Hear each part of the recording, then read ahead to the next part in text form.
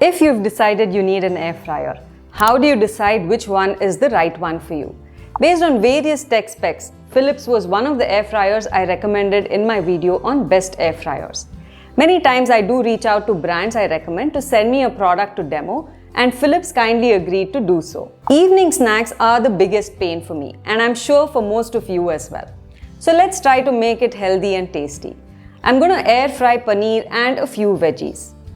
While I set it up, let's talk about the capacity of the air fryer. If you're a family of 4 or less people, a 4-liter air fryer is sufficient for you.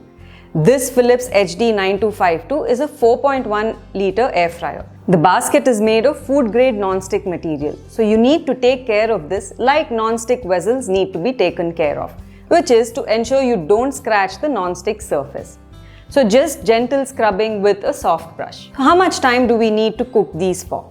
For the snacks I have selected, you can check in the manual. It takes about 10 to 12 minutes. But that also depends on the wattage of the air fryer.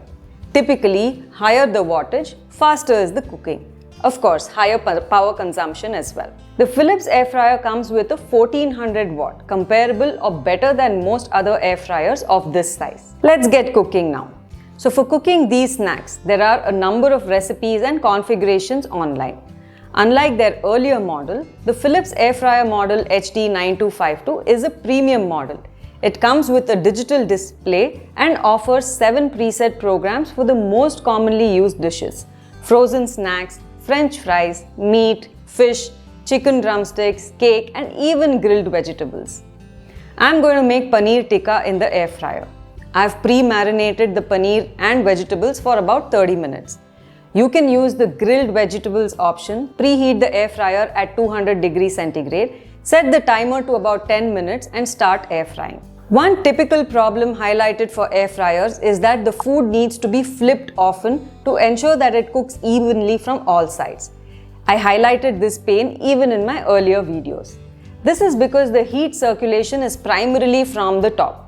With this particular Philips air fryer model, there is a spacing between the basket and the starfish-shaped pan base of about 2.5 centimeters, which ensures that the heat circulation is not only from the top, but from the bottom and the sides as well. So no constant flipping is required, which is great as now the food can be cooked without supervision. Philips is the only air fryer brand which has a patented 360-degree even frying rapid air fry technology, without the need of flipping the food. Let's see how this has turned out.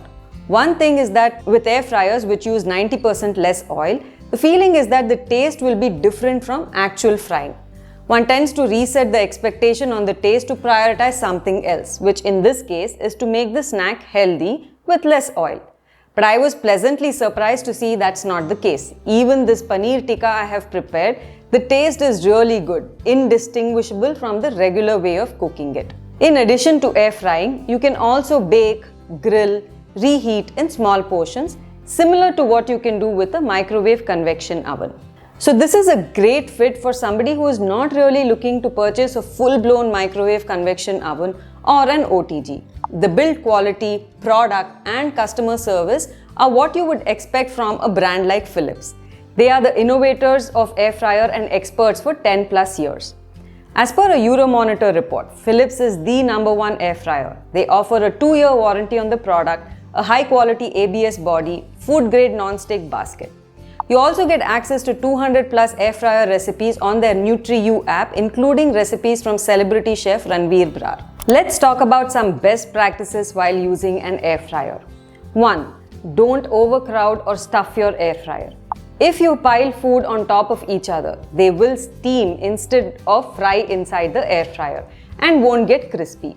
So if you have too many, then do it in multiple batches. 2. Once they look done, keep cooking for a minute or 2 if you need it to be more crispy. 3. Use the reheat function before serving, especially if you're making it in large batches. Some people tend to use an aluminium foil at the bottom of the pan to avoid food particles from getting into the air fryer and to ease out cleaning. This may hamper the 360-degree frying efficiency in the Philips case, so it is not recommended. If you like this video, you may want to watch this video next. Thank you for watching and see you in the next video.